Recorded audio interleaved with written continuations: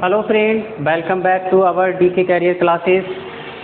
और आज का हमारा जो क्लास है वो बहुत ही इम्पॉर्टेंट होने वाला है, क्योंकि ये वोकैब से रिलेटेड है और ये रूट वर्ड पर बेस्ड है।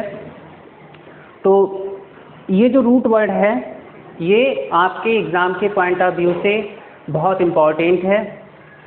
अगर आप इस रूट वर्ड से रिलेटेड जो वर्ड्स आज हम डिस्कस करेंगे, अगर उन शब्दों को आप अपनी लाइफ में उतारते हो, अपने जीवन में उतारते हो, तो ये आपके लिए बेनिफिशियल हो सकते हैं। ठीक है, तो आइए देखते हैं वो कौन से वर्ड है जो इतने इम्पॉर्टेंट हैं।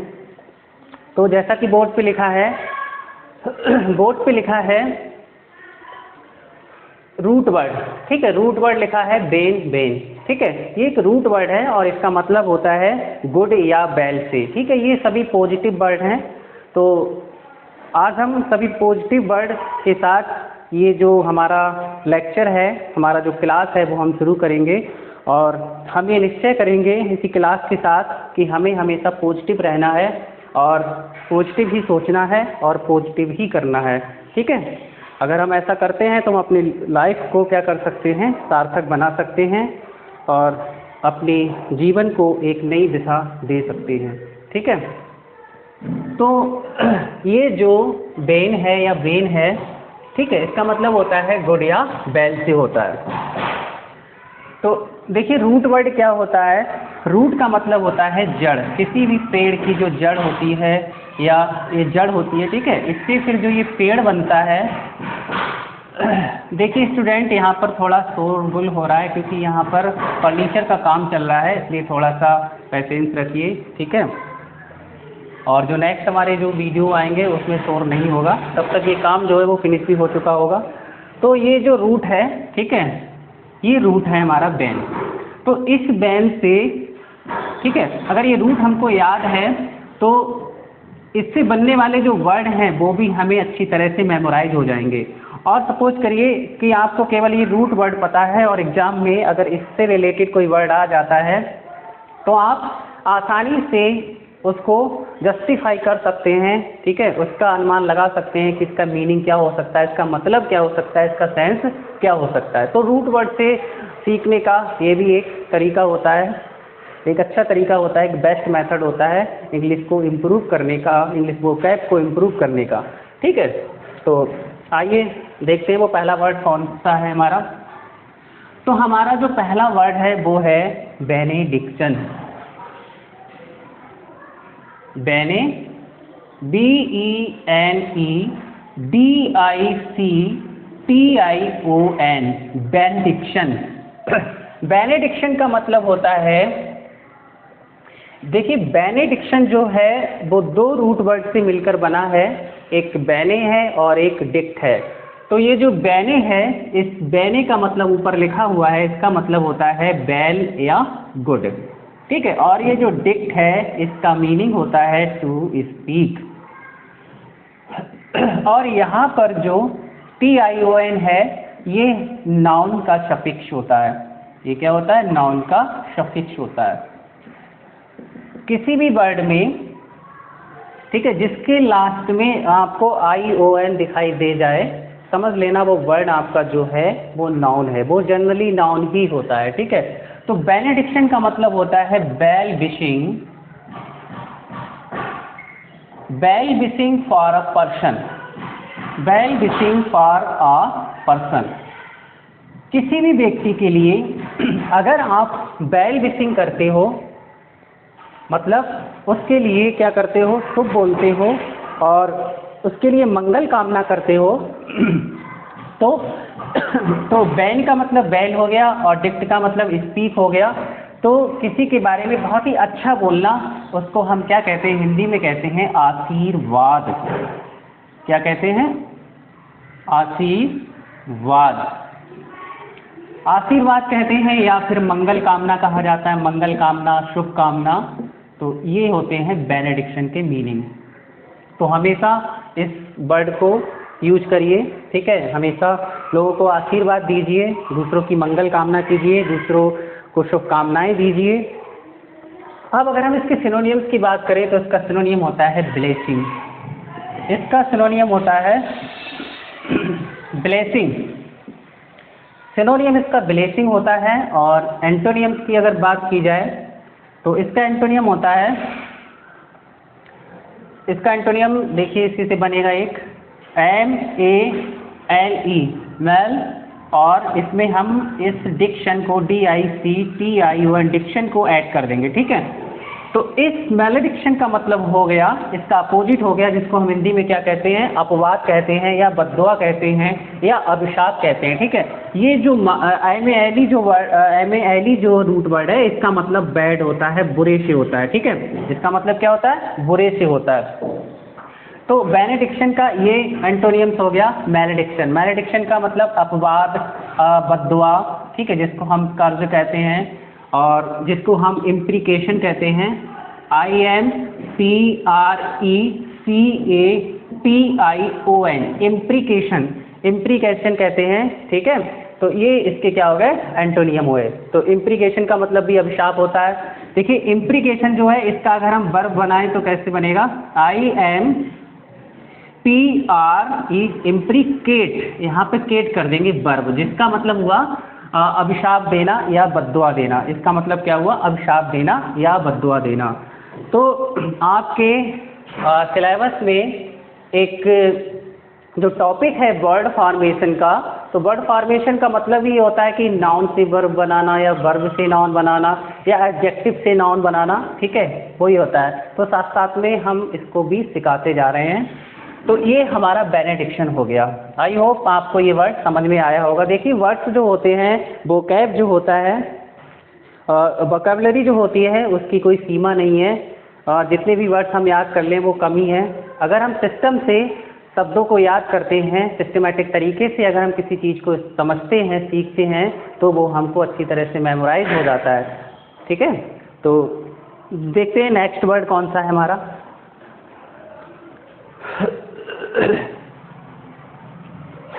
हाँ, नेक्स्ट वर्ड है हमारा बेनिफैक्टर।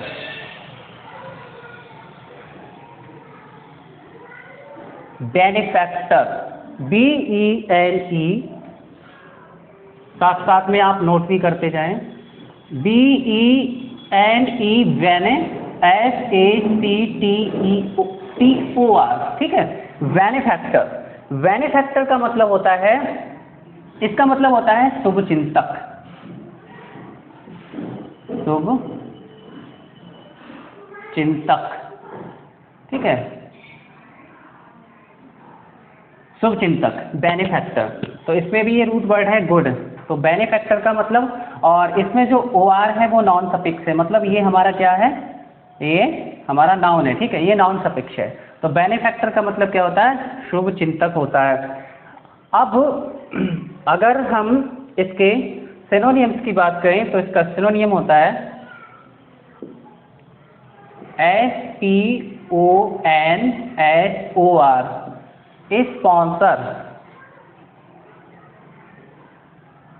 कंट्रीब्यूटर, कंट्रीब्यूटर, ठीक है, कंट्रीब्यूटर।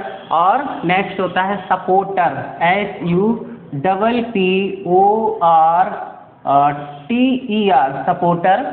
और प्रोमोटर, PROMOTER, प्रमोटर। हेल्पर, ये सब इसके हो गए सिनोनियम,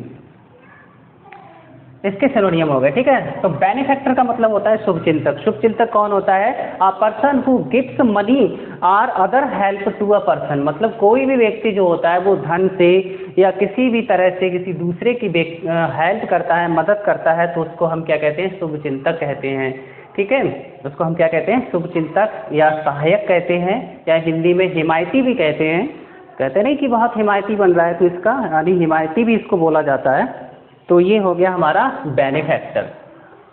ये बेनिफैक्टर का अगर फेमिनिन जेंडर बनाया जाए तो क्या बनेगा, इसका फेमिनिन जेंडर बनेगा BENEFACT, बेनिफैक्ट तक लिखेंगे, इसके बाद हम इसमें RESS कर देंगे। ये जो ESS जो होता है ना, हाँ, ESS जो होता है वो क्या होता है, वो फेमिनाइन जेंडर का सफिक्स होता है। तो बेनिफैक्ट्रेस हो गया। बेनिफैक्ट्रेस का मतलब होता है एक फीमेल बेनिफैक्टर, ठीक है। Benefactor is called a female benefactor. Female benefactor क्या होता है? फीमेल बेनिफैक्ट्रेस। फीमेल बेनिफैक्ट्रेस जो होता है वो एक फीमेल होती है। सपोज करिए आपकी कोई फीमेल है जो आपकी फ्रेंड है और वो आपकी हेल्प करती है और आप अपने सारे दुख जो हैं वो उससे शेयर करते हैं और वो आपको समझाती है, आपको सांत्वना देने की कोशिश करती है, आपकी हर तरह से मदद करने को तैयार रहती है, तो वो फीमेल जो होती है उसको हम कहते हैं बेनिफैक्ट्रेस। इसको हिंदी में हम कह सकते हैं उपकारिणी। उसको हिंदी में क्या कहते हैं? उपकारिणी।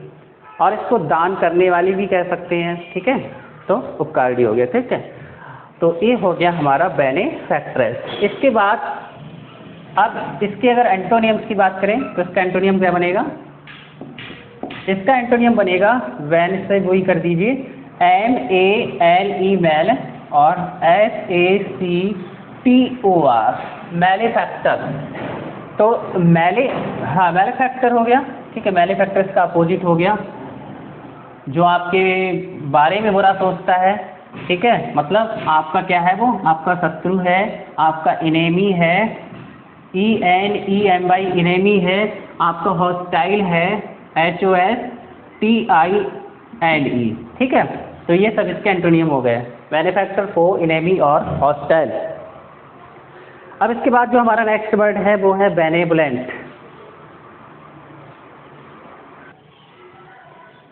हाँ, जो नेक्स्ट वर्ड हमारा है वो है benevolent. BENE second BOLENT, benevolent. तो बेने में ये गुड हो गया, इसका मतलब गुड हो गया। और ये जो BOLE होता है, AB रूट वर्ड है, इसका मतलब होता है टू बिस। ठीक है, टू बिस। और जो ENT होता है वो एक एडजेक्टिव का सफिक्स होता है। ये एडजेक्टिव का सफिक्स है। किसी भी वर्ड में जिसमें आपको ENT या ANT दिखाई देता है तो समझ लेना वो हमारा एडजेक्टिव है। ठीक है, तो बेनेवोलेंट का मतलब क्या होता है? बेनेवोलेंट का मतलब होता है परोपकारी, परोपकारी या दयालु। इसको हिंदी में हम कहते हैं परोपकारी, परोपकारी, दयालु या कृपालु, कृपालु। ठीक है, परोपकारी, दयालु या कृपालु, बेनेवोलेंट। बहुत ही अच्छा वर्ड है बेनेवोलेंट। ठीक है, परोपकारी, दयालु या कृपालु। हम सभी को कैसा होना चाहिए? बेनेवोलेंट होना चाहिए, परोपकारी होना चाहिए, दयालु होना चाहिए। हाँ, अगर हम इसके सिनोनिम्स की बात करें तो इसके सिनोनिम्स होते हैं बेनिफिसेंट, BENEFICENT, बेनिफिसेंट। नेक्स्ट हमारा है मुनीफिसेंट, MUNI, मुनी, FICENT, मुनीफिसेंट। और बेनाइन, इसका सही प्रोनाउंसिएशन होता है बेनाइन, BENIGN, बेनाइन, बेनाइन हो गया। और बेनाइन के बाद generous, GENEROUS, generous, CHARITABLE, charitable हो गया। मैग्नानिमस हो गया,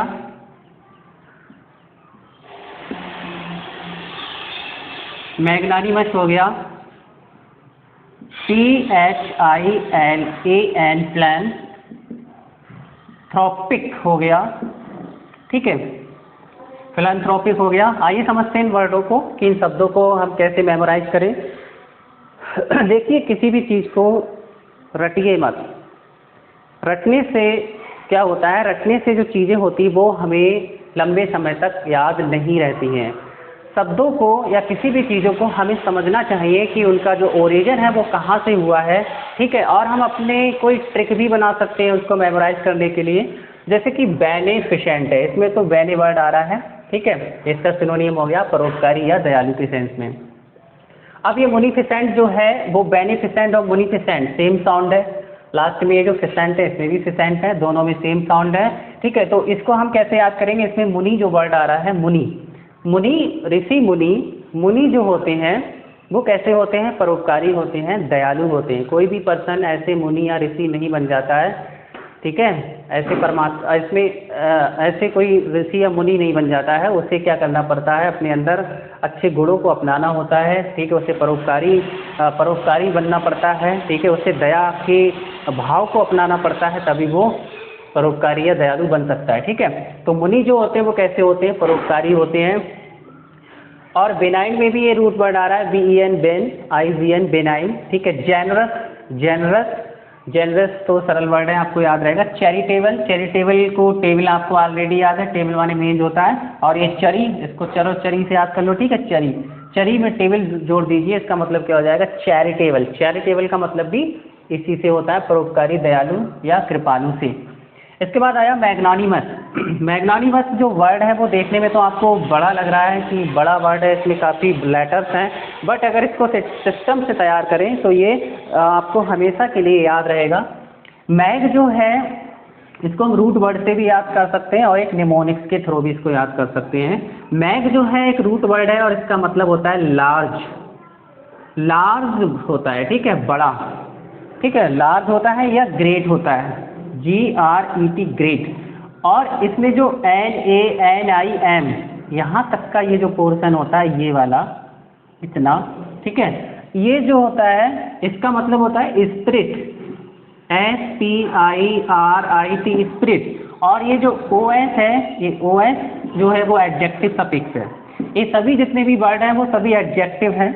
तो मैग्नानिमस जैसा कि रूट वर्ड से हमें पता चल रहा है, इसका जो मीनिंग है वो बिल्कुल एकदम क्लियर हो रहा है कि मैग्नानिमस का मतलब क्या होता है? एक महान आत्मा, एक बड़ी आत्मा, एक ग्रेट आत्मा इज कॉल्ड मैग्नानिमस, ठीक है। और ये एडजेक्टिव है। तो एक महान आत्मा जो होती है उसके अंदर जो क्वालिटी होती है अच्छे गुणों की, दया करने की जो क्वालिटी उसके अंदर होती है, उसको क्या कहते हैं? मैग्नानिमस कहते हैं। अगर इसको हम ट्रिक से याद करें तो ट्रिक से भी याद कर सकते हैं। सपोज करिए इसमें ये मैग है, ये नानी है, यहाँ पे NANI नानी आ रहा है, ठीक है, ये हमने मैग बना दिए, ठीक है। सपोज करिए मैग है, ठीक है, और यहाँ पर मैग की हमने बना दी नानी, ठीक है। चलो नानी के ये यहाँ पर हम बाल भी बना देते हैं, ठीक है, ये नानी हो गई। तो हम इसकी ट्रिक क्या बनाएंगे कि जो मैग की नानी है वो कैसी है? बहुत परोपकारी है, दूसरों के साथ क्या करती हैं? अच्छा करती हैं, दूसरों के साथ बहुत ही अच्छा काम करती हैं, दूसरों की हेल्प करती हैं। तो मैग की नानी जो है वो कैसी हैं? बहुत ही परोपकारी या दयालु है। नानी जो होती हैं वो प्रेम देती हैं, इसलिए वो परोपकारी ही कहलाती हैं, ठीक है। तो मैग्नानिमस का मतलब क्या हुआ? परोपकारी, दयालु या कृपालु हुआ। अब यहाँ पर जो फिलैंथ्रोपिक है, फिलैंथ्रोपिक एक एडजेक्टिव है और इसका मतलब क्या होता है? A person who loves Mankind, ठीक है, कोई भी व्यक्ति जो मैनकाइंड से, मानवता से प्रेम करता है, इज कॉल्ड फिलैंथ्रोपिक, उसको फिलैंथ्रोपिक कहते हैं। मतलब ये क्या होता है? अ लवर ऑफ मैनकाइंड, ठीक है, अ लवर ऑफ मैनकाइंड। अगर इसका हम ये तो एडजेक्टिव है, अगर इसका नाउन बनाया जाए, PHILANTHROPIST, ये बन गया हमारा नाउन, ठीक है, ये हमारा नाउन बन गया। तो सपोज करिए अभी हमने जो नानी बनाई थी, ये जो अभी नानी बनाई थी, ये, ठीक है, इनके ये बाल थे, ये नानी बनाई थी, ठीक है।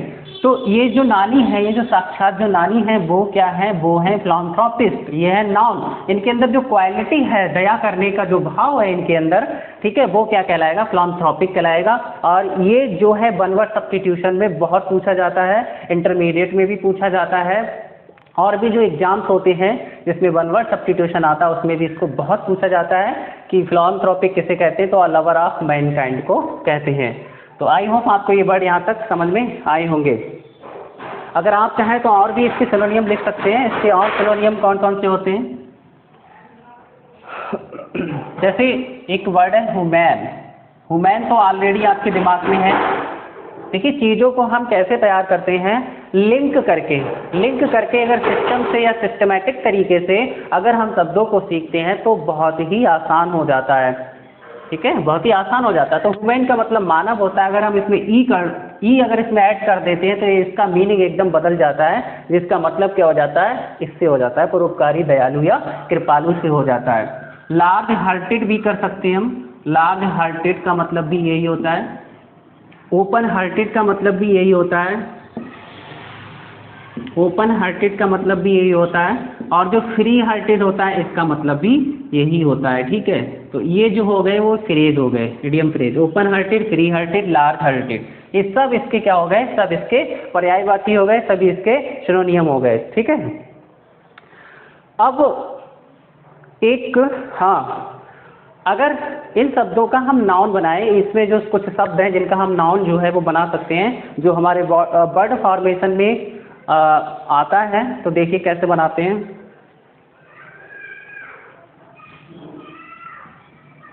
जैसे कि अगर हम इन शब्दों का नाउन बना देते हैं तो उसका जो हिंदी मीनिंग हो जाएगा वो हो जाएगा परोपकार या दया, परोपकार या दया हो जाएगा, ठीक है। तो जैसे ये बेनोवलेंट है, यहाँ पे थोड़ा सा यहाँ पे नोट कर देते हैं।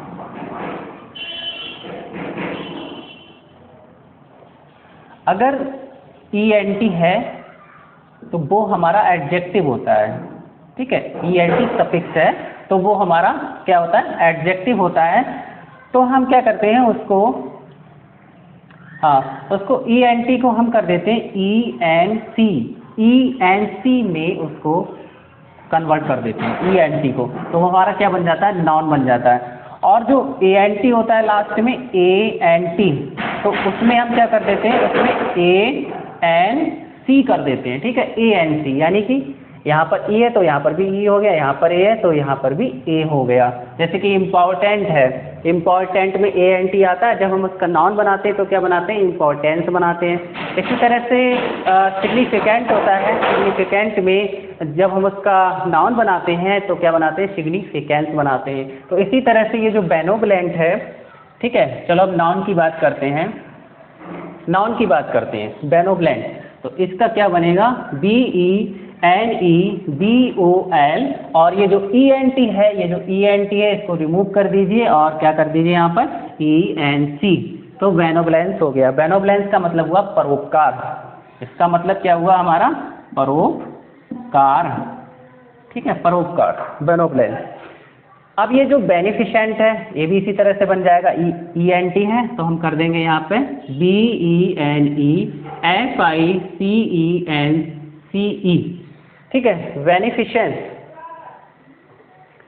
ठीक है, बेनिफिशेंस, हाँ, बेनिफिशेंस हो गया। इसके बाद इसी तरह से मुनीफिसेंट का मुनीफिसेंस हो जाएगा, बेनाइन, और जेनरस, ठीक है, जेनरस का क्या हो जाएगा, जेनरोसिटी, इसका हो जाएगा जेनरो, SITY हो जाएगा, सिटी। ITY अगर सफिक्स में आता है तो वो नाउन होता है, ITY अगर आपको दिखाई देता है तो वो क्या होता है, नाउन होता है। चैरिटेबल का क्या हो जाएगा, चैरिटी हो जाएगा, CHARITY, चैरिटी हो जाएगा। और जो मैग्नानिमस है उसका मैग्नानिमिटी हो जाएगा, MAG, मैग्नोनी, और MITY, मिटी, मैग्नोनिमिटी हो जाएगा। फिलांथ्रोपिक का फिलांथ्रोपिस्ट हो गया यहाँ पर, ठीक है।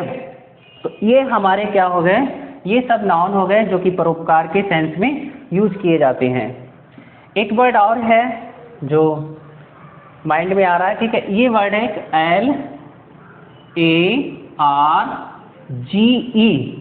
देखिए लार्ज माने क्या होता है, लार्ज माने होता है बड़ा, लार्ज माने क्या होता है, लार्ज मीन्स होता है बड़ा। अब ये लार्ज जो है वो ऑलरेडी हमारे माइंड में है, हमारे दिमाग में है, ठीक है, कि लार्ज माने क्या होता है, लार्ज मीन्स होता है बड़ा। अब अगर हम इसमें डबल एस को ऐड कर दें, ठीक है, डबल एस को ऐड कर दें, यानी एस को ऐड कर दें, लास्ट में ई को ऐड कर दें, तो इसका मीनिंग एकदम चेंज हो जाता है। जैसे कि यहाँ पर अभी जो वर्ड बनाया था, इरेज कर दिया उसको शायद, ठीक है, कौन सा बनाया था, ह्यूमन वाला बनाया था, ठीक है, ह्यूमन में ई ऐड कर दिया तो उसका मतलब क्या हो गया, परोपकार। इसी तरह से ये जो लार्ज है, तो लार्ज में अगर हम एस ऐड कर दें और ई एस कर दें तो इसका मतलब हो जाता है परोपकार, परोपकार या दया, ठीक है, परोपकार या दया के सेंस में हो जाता है, ये परोपकार हो गया हमारा। तो ये हो गया, इसके ये सब सिनोनियम हो गए। तो इन वर्डों को, ये जो वर्ड्स हैं आपको अलग से याद करने की जरूरत नहीं है, इसी से लिंक करके हम इन शब्दों को, ठीक है, मेमोराइज कर सकते हैं। तो ये लार्जेस्ट हो गया। एक होता है कॉम्पेजन, कॉम्पेजन, ठीक है, ये भी इसका सिनोनियम हो गया। तो हाँ, एक वर्ड है, एक वर्ड अभी छूट गया, अल्ट्रिस्टिक, यहाँ लिखाते हैं, ये इसका सिनोनियम है, ठीक है, परोपकारी का, परोपकारी का कहाँ लिखाते हैं, यहाँ लिखा देते हैं, ALTRUIS, अल्ट्रिस्टिक, अल्ट्रिस्टिक, ALTRU, ठीक है, ISTIC, अल्ट्रिस्टिक। अल्ट्रिस्टिक का मतलब भी क्या होता है, परोपकारी होता है, जो क्या है, एक नाउन है। क्या है ये, नाउन है, वो सॉरी ये एडजेक्टिव है ना, एडजेक्टिव की बात हो रही है ना। अल्ट्रिस्टिक एक एडजेक्टिव है जिसका मतलब यही होता है, परोपकारी, दयालु या कृपालु। अब अगर हम इसका इधर नाउन बनाएं, अगर हम इसको परोपकार बनाएं तो कैसे बनेगा, अल्ट्रिज्म, ALTRUISM, ये हो गया अल्ट्रिज्म। तो ये हमारे जो वर्ड हैं परोपकारी और परोपकार से रिलेटेड हैं। आई होप आपको ये अच्छे से समझ में आए होंगे। और एक वर्ड और आ रहा है दिमाग में, माइंड में, जो बहुत ही इम्पोर्टेंट है, अक्सर एग्जाम में पूछा जाता है और बहुत ही अच्छा वर्ड है। तो अभी यहाँ पर आपको उसके बारे में बताते हैं वो कौन सा वर्ड है। तो वो हमारा जो वर्ड है वो है समारिटन,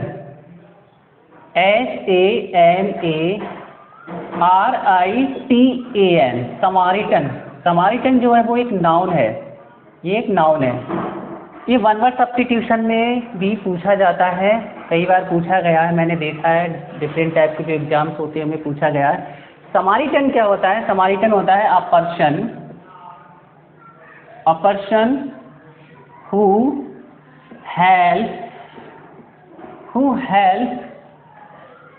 helps a stranger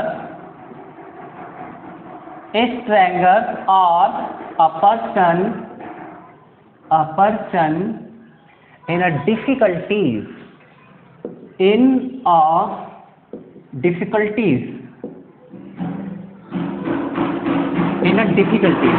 तो समारिटन वह पर्सन होता है जो क्या करता है, जो किसी अपरिचित व्यक्ति की या किसी और पर्सन की परेशानी में क्या करता है, मदद करता है। उसको हम क्या कहते हैं, उसको हम समारिटन कहते हैं, नेक आदमी कहते हैं, इसको हम क्या कहते हैं, नेक आदमी कहते हैं, ठीक है, नेक पर्सन कहते हैं, नेक पर्सन कहते हैं। एक ऐसा पर्सन होता है जो अपनी परेशानी बाद में देखता है, पहले दूसरों की देखता है और उसकी परेशानी को रिमूव करने की क्या करता है, कोशिश करता है।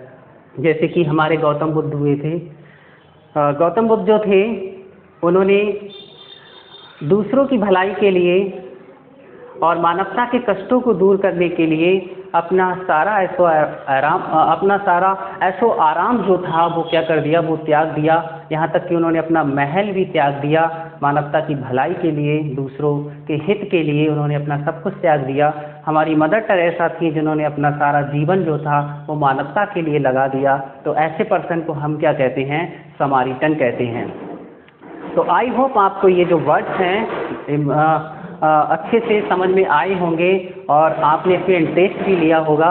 और आई होप आप इन शब्दों को अच्छे से मेमोराइज करेंगे और इसके साथ साथ इन्हें अपने जीवन में भी उतारने की कोशिश करेंगे। और जो भी इन शब्दों को अपने जीवन में उतारेगा वो अपने लाइफ को अच्छी तरह से क्या बना सकता है, सार्थक बना सकता है, ठीक है। तो अब हम नेक्स्ट वीडियो में एक न्यू रूट वर्ड के साथ फिर से आपके सामने प्रेजेंट होंगे, ठीक है। Thanks for watching.